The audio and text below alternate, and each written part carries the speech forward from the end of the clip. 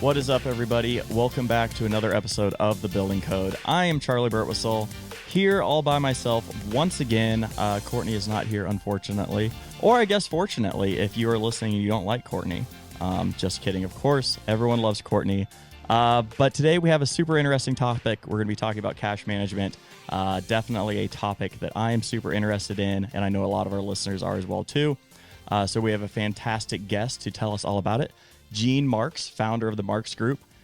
He's renowned keynote speaker, national business columnist, speaks at over 70 live events every single year, and also hosts the Thrive podcast, which is a Paychex podcast, paychex.com/podcast if you want to check that out. But super excited to hear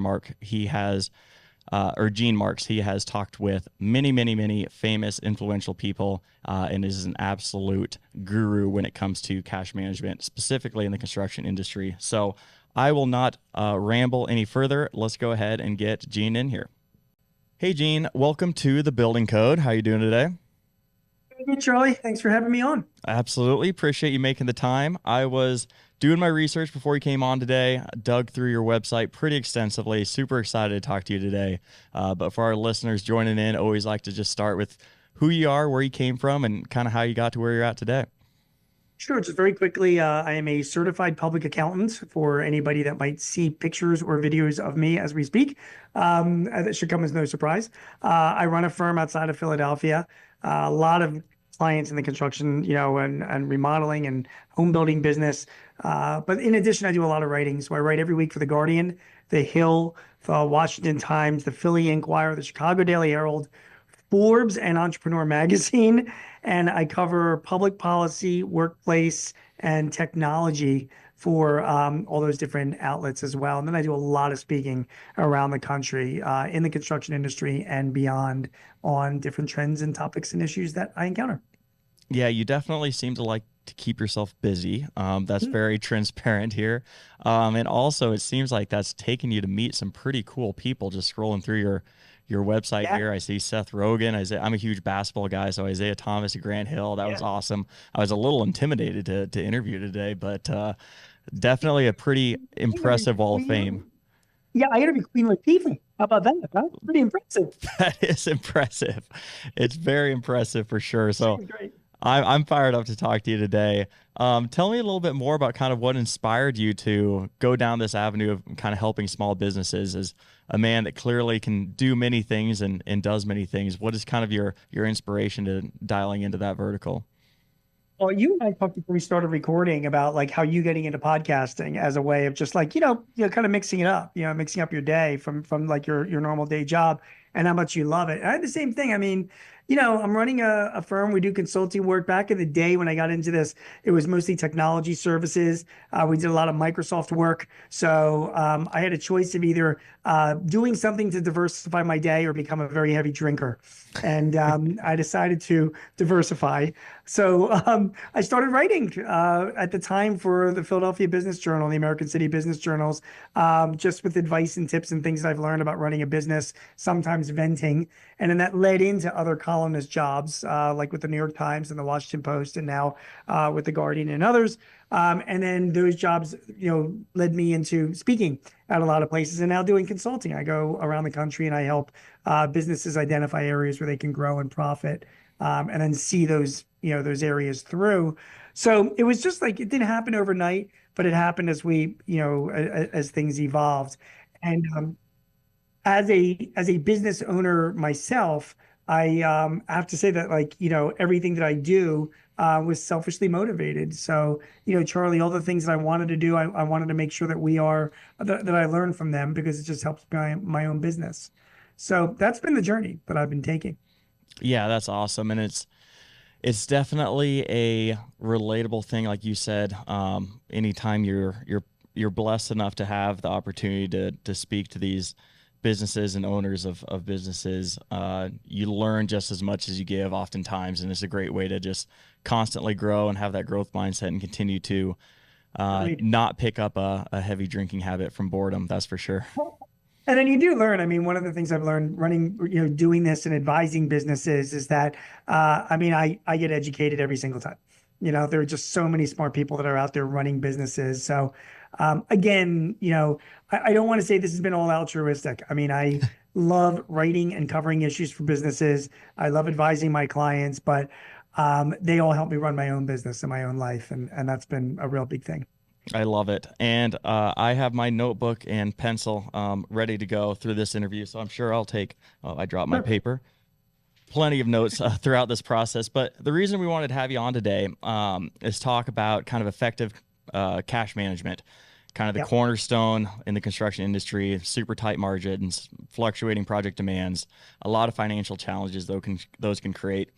And I'm sure you, as a certified accountant, can speak to and relate to construction financials are drastically different than a lot of other typical businesses and verticals where other accountants may be able to just kind of come in and plug and play. So super excited to hear your kind of unique vantage point. And it's something that our listeners and industry is really honing in on over the past, 5 to 6 years, especially different conferences I'm going to, different people that we've had on the podcast. This is kind of the name of the game of what can make or break a business and take a Sure. good business to a great business. So super excited to start today. So maybe just start at the top. You kind of have, obviously we'll get into some job costing stuff as we Mm, continue down, but I think a super overlooked part in the construction industry is your overhead costs. So mm. I'd like to start there and hoping you can maybe explain the concept of overhead in the construction industry and why managing it is, effectively the most critical thing to profitability. I don't want to insult the intelligence of your audience because people listening to you and I speak, I mean, they're running businesses. Some of them are starting up, but a lot of them have been doing this for years. We all know that maintaining our overhead is critical in our business, and the companies that have the lowest level of overhead are the ones that are able to price the most aggressively. And it's all about winning jobs and then doing them profitably. So, overhead to me is everything outside of the materials and labor that you're directly using on a job. So when you're doing any type of a project, you are going to have core things that you are buying, core supplies and core materials that you're going to be using on the project, and you're going to be using specific laborers on this project as well. That is, that will be doing work by the hour.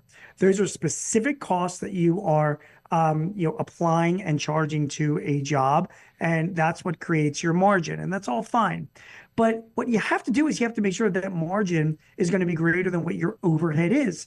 And your overhead are all the other costs that you have in your business that you need to run your business. So these are the costs to keep the lights on. This is the cost of rent. These are the costs of leasing. This is the cost of maintaining your debt. It is the cost of compensation of not only yourself, but also your office workers, like your accounting team or your marketing team or other people, customer service that are doing the work in the back office as well. And then, of course, there's also the benefits that get applied to all of them as well: health insurance and retirement, and paid time off, and other things that you are incurring. So, your overhead is the structure of all of these costs that are supporting the people that are in the field using the materials to build the jobs that you are ultimately selling to your clients. And the key is figuring out what that overhead is, controlling that overhead, and making sure the margins on your jobs are exceeding that overhead so that you can turn a profit overall in your business. I hope that makes sense. Oh yeah, it makes perfect sense. Easier said than done for Sure. sure. What are Sure. some of the, when you're helping, different businesses or doing consulting or talking to any of them, what are kind of some common mistakes contractors make when it comes to calculating their overhead costs? Because like you said, that's the make or break, is if you're going to come out and be profitable at the end of the day. So if you're not sure what your overhead costs even are to start with, that's where I've seen, talking to certain people run into issues. The biggest mistake that I've seen over the years is when business owners in the construction industry ignore these costs because they're boring or they don't like it, or it's not just something that they prefer to be out there building projects and working on customers. But you know what? When you run a business, there are things that you have to do that you might not like to do, but they're critical to the job. So, when it comes to the numbers for overhead, The devil's in the details. So some of the smartest clients that I have know this and they get into the details a little bit. So let me give you some advice on those details. For starters, every business you have an accounting system. And in your accounting system, you've got your accounts, your general ledger accounts. Some of these general ledger accounts are overhead accounts. These are the expenses that I just mentioned before. They're your rent expense, your repairs and maintenance, your supplies, your health insurance, whatever they may be. So those accounts are all part of your general ledger, and whoever is doing your bookkeeping for you, they're recording those expenses so that those expenses get paid, right? Well, once a month, my advice to you is to get a printout. And I do say a printout, although that might say old school. It's just the way I like to work. I like to get a printout of all of those overhead general ledger accounts in my business and the details of what went through them during the course of this past month. Now, for most businesses, maybe this is 20 pages, 30 pages, 40 pages. I mean, it's not, that this voluminous amount, but it is the details. And my recommendation is that you sit down with a cup of coffee, or depending how the month went, maybe a shot of Jack Daniels, it depends.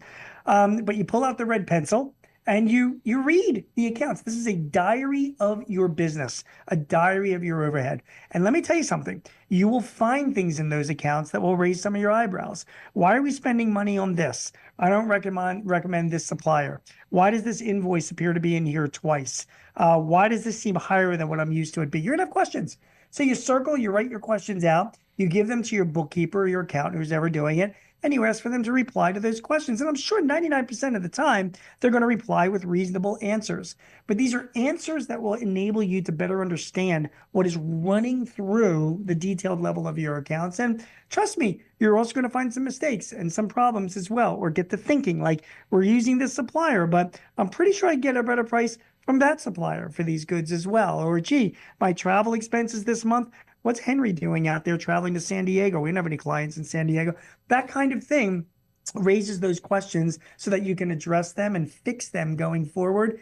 That to me is the best way to get your overhead under control, is to dig into the details. And again, for most of the companies that I deal with, the size that they are, it's a very doable thing. It's an hour of your time a month, and it will have an enormous impact on what your overhead is. Yeah, I think as you and I were kind of talking to about before we hopped on here, I spent the first 5 years of my career doing data science here at Buildertrend. And people always like to overhype. I mean, data science is, incredibly overhyped right now. Rightfully so, maybe. But the biggest impact that I was ever able to make at Buildertrend is the really, really boring stuff. And Yes. exactly what you're talking about is like just giving visibility into what's happening every single month. You don't need to make some predictive model to go out and say, hey, you should cut costs here or implement it. That's cool and sexy if you can do it, but that's not going to make or break you right there. It's what are we doing, ensuring the right people have eyes on the right thing, and spending time holding people accountable in a consistent process of doing it every single month. Just get in the rhythm. It may be Agreed. painful the first couple times, but you get used to it. And exactly, you're the business owner. You're the smartest. You're always going to be smarter than a computer when it comes to the intangibles and knowing what you should be doing to run your business. Just getting a consistent process and cadence of doing that. And It makes a huge difference. Just remember the devil's in the details. It's really important. Now, I've got two other bits of advice when it comes to overhead and cash flow. Can I offer them? Is that okay? please do. Please. Okay. So number one, and again, like I said to you earlier, when Charley, when we were talking about, this is all stuff that I've learned from my clients. I did not come up with this on my own. I'm not that smart enough to do that. But here's one thing. Everybody should have what's called a flash report. If you're running your company, you're in the construction business, there's a lot of moving parts. You need to have a flash report. This is a report that you should probably be getting every day, at the very least 2-3 times a week. It should have key metrics in your business: cash, receivables, open billings right now, maybe overtime to date, or payroll to date, or open jobs to date, or material purchases to date, or certain expenses, what they've incurred to date as well. But this is updated every, again, a couple times a week. It's just numbers that's being pulled out of your accounting system. And whether it's delivered to you by email or on a piece of paper on your desk, you should have your thumb on all of those numbers and know them off the top of your head as you're you're running your business. And the key part of having that flash report, Charlie, is making sure that you've got historical numbers along with it. So if you've got cash, what it is today, you probably want to know what your cash was, say, at the beginning of the year. Are we up or are we under, or, our billings to date, it is this so far this year. What was it at the same point last year? So somebody in your office should be trained, and obviously you can lean harder on your accounting system to do this, to deliver that information to you 2-3 times a week so that you've got your thumb on those numbers all the time. If you're paying close attention to those key metrics in your business, I promise you, you will not only have a better control of your overhead, but you'll improve your cash flow as well. So that's that's number one that I think should be done. Number two, and again, I've learned this from some really smart clients of mine as well. They forecast. They forecast. I mean, if if you don't know what your cash is going to be 90 days from now, just 90 days from now, and this is the case with a lot of companies that I see, that's like a real problem. It's like you're operating your business in the dark. How can you possibly grow your business or control your overhead if you can't even see ahead 90 days? So you do a forecast. I'm not saying that you do this for a year in advance or 2 years in advance, because there's some black magic involved in that, But come on, for 90 days, you know what your overhead is going to be over the next 3 months. You know what your rent is, your debt payments, your salaries, your benefits. I mean, you know what they're going to be over the next few months. You know what like an average margin is going to be on your jobs. Maybe you close out each month and it's some 30% margin. Remember, those are your materials and your direct labor. You can come up with an average. It's not an exact science. What you've got to figure out, of course, is what jobs you think you're going to bill and collect over the next 90 days. So, okay, that's maybe easier said than done. But if you've been in business long enough, you should be able to figure out what you've done in the past. You can look at your backlog of jobs. You can look at your receivables. You can talk to your project managers and your sales managers. A little bit of due diligence, you can figure out what jobs you will either be billing or, most importantly, collecting cash from in just the next 3 months. So now you know what your cash receipts are going to be. You know what your margin is, average margin. You know what your overhead is. So you take your beginning cash at the beginning of the month right now, and then you add up those 3 months, and you know what your ending cash is going to be 90 days from now. And if you know that ending cash is going to be lower or potentially in a problem zone, you've got some time to fix it. If you know it's going to be up, then you've got some time to figure out what should we be doing with that extra cash. So the smartest people that I've met when they're growing their business and controlling their profitability, they're always looking ahead, at least 90 days. And I can't recommend that much. So have a good flash report and make sure that you are forecasting your business. Take an hour out and do that once a month, or have somebody do that for you. It'll make a dramatic impact on what you're doing. Yeah, I mean they're gonna have to do that work sooner or later, right? So it's either, do you want to be proactive and figure out where your business is going to be 3 months from now, or do you want to do it at the end of the year when you're reconciling everything and figure out where your business ended up when you have zero opportunity to go back and change anything there? Obviously, adjust ahead. We're recording in January right now, so hopefully a lot of people have some good New Year's resolutions of what they're going to do for the year moving forward. It's funny that you say, I mean, like the end of the year is such bullshit. I mean, by the time you put your end of the year numbers together, it's like it's ancient history. You're in February at this point. I mean, what good does that do you? You know what I mean? Yeah, exactly. So why not do the work where it can actually be impactful and you can make changes live and on the fly? Look ahead. Look ahead is what you want to be doing, right? See what's coming down the pike. Yeah, I jotted down like 5 different questions as you were talking there. So hopefully I can remember them all and go through. But one thing that you had mentioned, which is the only reason I bring it up, is like I said, I was going through all your website and stuff before this, but you also do some consulting on the kind of pre-sale, like CRM side of the house as well too. I do. Is there some opportunity, you mentioned kind of forecasting stuff out, of understanding where your pipeline is at, what jobs you think are going to be closing when? Is that something that you often help businesses with? Yeah, 100%. So, I mean, every business should have a CRM system, and CRM, by the way, is customer relationship management. And it's 2025. There are many good and affordable ones that are out there. We implement at our firm Zoho to our clients, but they're Insightly, Nimble, Microsoft, Salesforce, of course. Every business should have one, and every business should lean into them. And a CRM, it's a database of everybody who touches your business. So there's follow-ups, and there's notes, and there's history with those people. They accumulate emails, all that good stuff.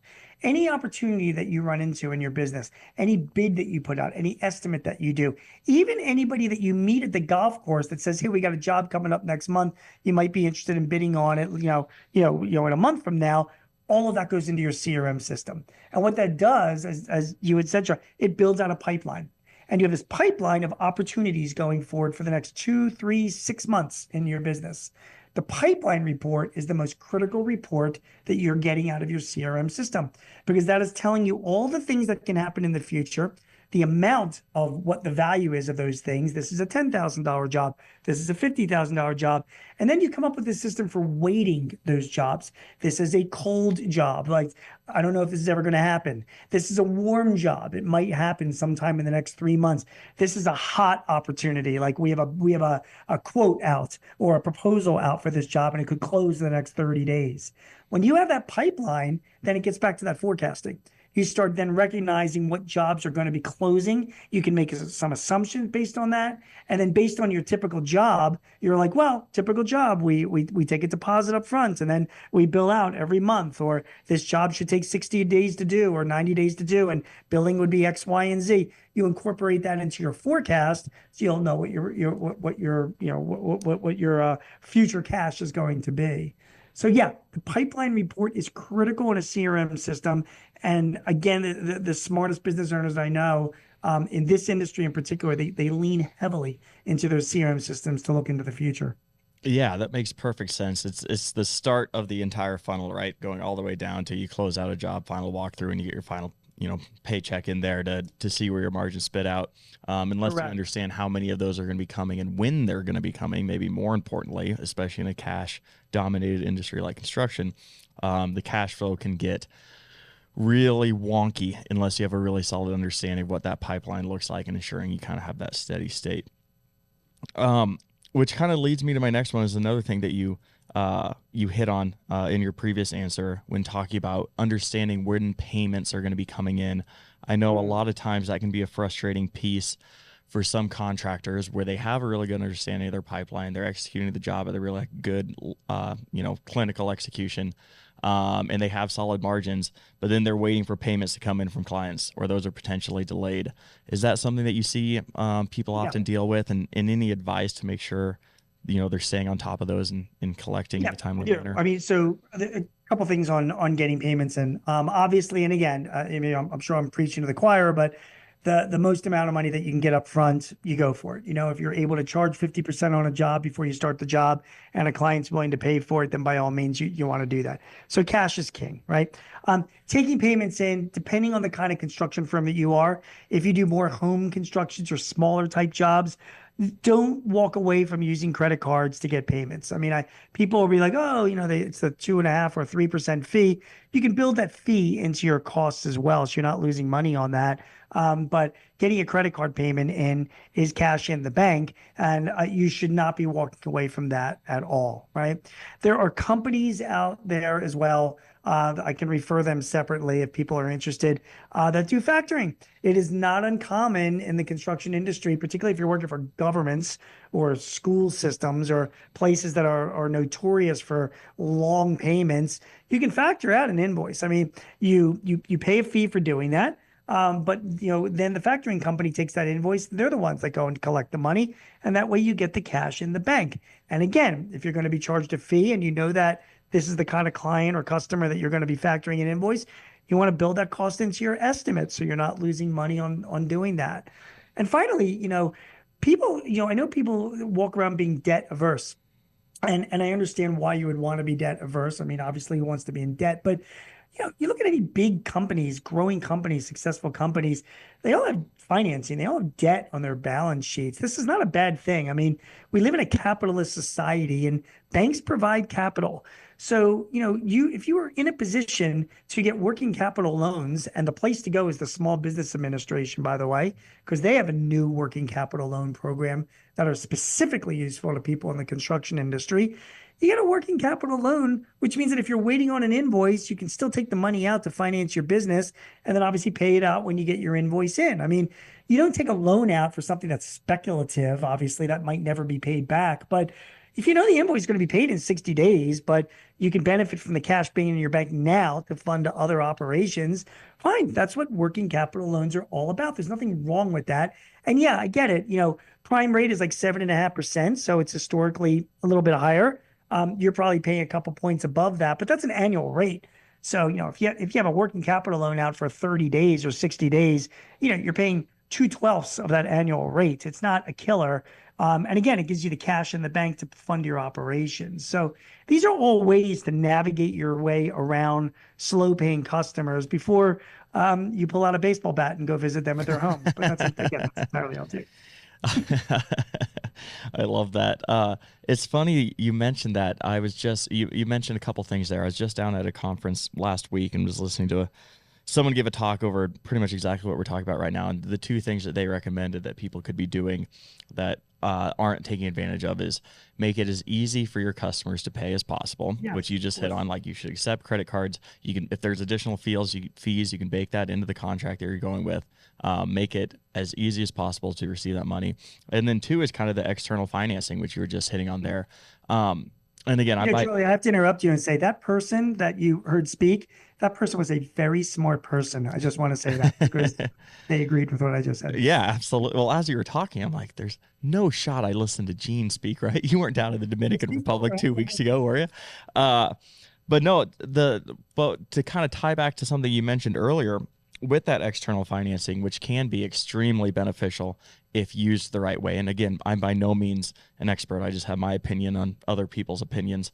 But the crucial part to going after that external financing is kind of what you hit on earlier, is you have to understand what your forecast looks like moving forward. Yes. To ensure that you're able to ultimately pay that back. And correct me if I'm wrong, but that's what whoever you're getting the loan through or whatever, that's what they're going to expect you to come to them with. Like, you're going to have that before you can get that financing, correct? Yeah, 100%. I mean, banks are in the business to make money. And by the way, there's plenty of private lenders that will lend you money as well. Lendio.com is a really great resource we recommend to clients. Higher interest rates, higher cost of financing. But again, if there's return on investment, that's fine. It's just a cost of doing business. Whatever place you're going to go to get financing, the question is, think about it. Okay, do you have the ability to pay me back? When will you pay me back? And how much money will I make off of this deal? You want to answer those three questions to whoever is giving you the money. And if you can do that satisfactorily, fine. And it gets me back to working capital. If I was going to go to a bank and say, hey, I want to borrow money so I can invest it in, crypto, okay, a bank might have an issue about the riskiness of doing that. But if I go to a bank and I'm like, I got this invoice that's outstanding. It's from the, government of Milwaukee, the city of Milwaukee, and they take 90 days to pay, and I need the cash now. Any bank would be like, okay, we'll give you a working capital loan to bridge you over. I mean, it's you're due the money, we're going to get paid back, so fair enough. Yeah, absolutely. This is fantastic. We're already getting pretty close to time here. I have a whole slew of other questions I want to ask you, so I'm trying to pick through the ones that I think would be the most impactful. But something that you just hit on, when kind of working with other potential clients or vendors out there, do you see a lot of people renegotiate terms? I think that's something that we've seen our customers get really good at, whether they're working with a specific lumber provider or software provider.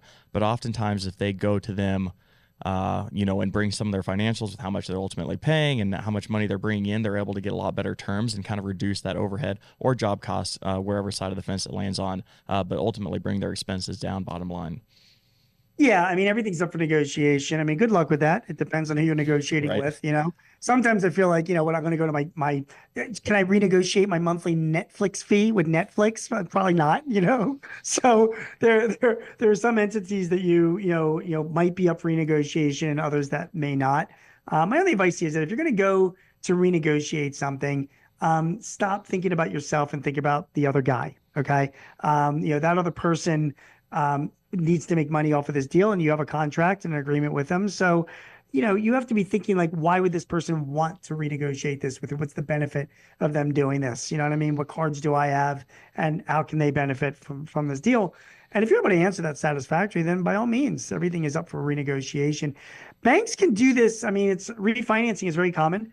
That's on a personal mess. I mean, Charlie, you buy a house now, 7% mortgage rates. They go down to 6%, by all means, go and renegotiate your mortgage. People are used to doing that. So there's no question that you can't ask to do that, but just, be aware that it depends on who you're trying to negotiate with. Yeah, it's funny you bring that up. That is definitely a part of my morning routine is kind of wake up and see where interest rates are at today. It ain't I great. bought a It ain't house great. bought a house last year, a year and a half ago now, and just classic, marry the house, date the interest rate. Well, I'm still dating the interest rate, and I would love to You know why break interest out the rates have third. not gone down, even though the Fed has reduced interest rates?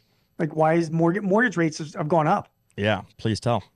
The reason why is just because the mortgage rates of the banks, they base their mortgage rates off of the 10-year treasury. And 10-year treasuries, when you buy a treasury, the yields on that, you want to make sure that you're staying ahead of inflation.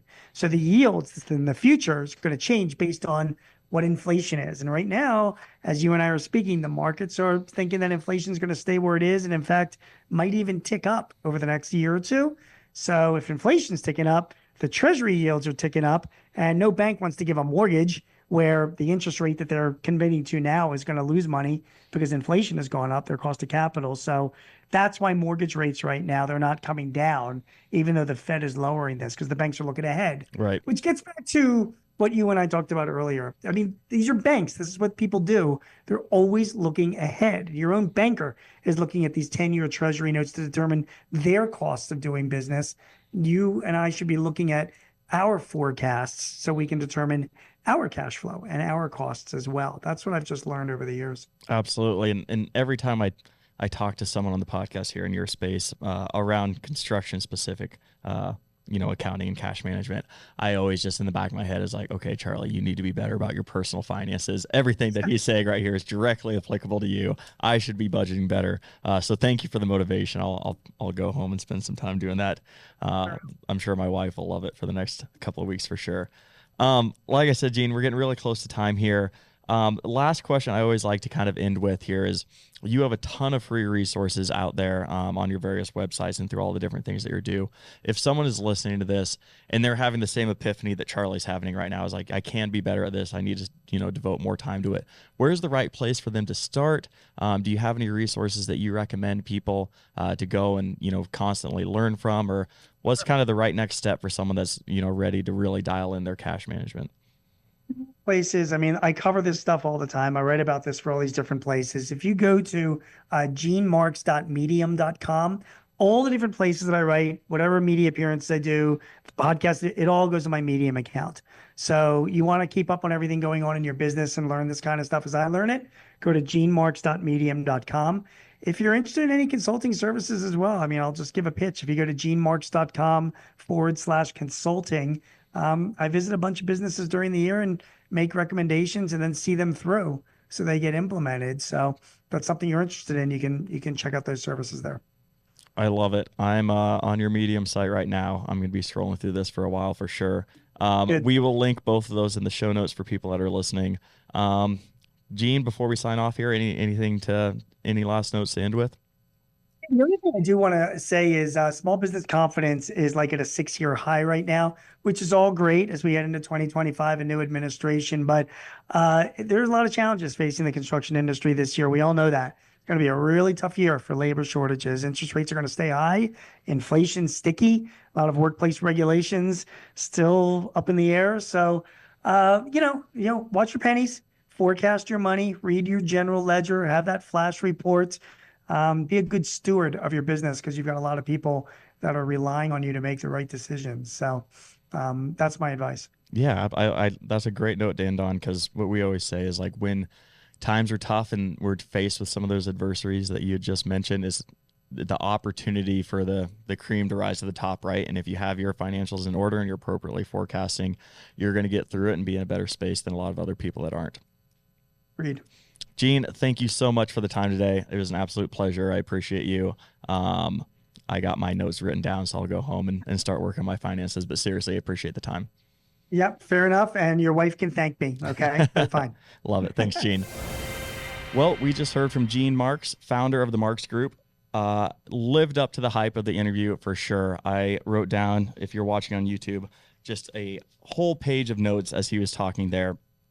Again, all of us, I guess I don't own a business, but all the business owners that are listening to this podcast, right, a majority of them are for-profit businesses. The goal is to make money, and you cannot make money unless you have a good understanding of your financials. And I thought Gene did a really, really really good job of jamming a ton of information. I think the interview was 33 minutes if I looked at the clock correctly, and it was nonstop, from everything from managing your CRM appropriately to making sure you have a good influx of jobs to making sure that your overhead costs are calculated correctly, making sure that the costs of those are going to outweigh your margins at the end of the day, and forecasting things out. I think that was probably my biggest takeaway from the interview, is making sure you have a good understanding of where your financials are at currently and where they're going to be, 30, 60, 90 days from now, to understand if there's any changes you need to make. I really liked how he talked about, external financing if you need an influx of cash, but only if you understand when that cash is going to be able to pay back and where your business is going to be 3, 6, 9 months from now. So again, we're still early in the year. It's an appropriate time to make New Year's resolutions, not just personally, but for your business as well too. So I would highly recommend one of those resolutions being a better understanding of your finances moving forward. Because like you said, it's going to be potentially a tough year, but it's a great opportunity for businesses to grow and take advantage of the situation. And I think a lot of our listeners have a growth mindset or are excited about the opportunity to continue to drive their business forward. So that will do it for me, Charley Birtwistle, on The Building Code. Make sure to like, review, subscribe, leave a comment, leave a thumbs up. I would really appreciate it. If you want more, you can join the Building Code crew on Facebook. Otherwise, I will see you next time. Peace.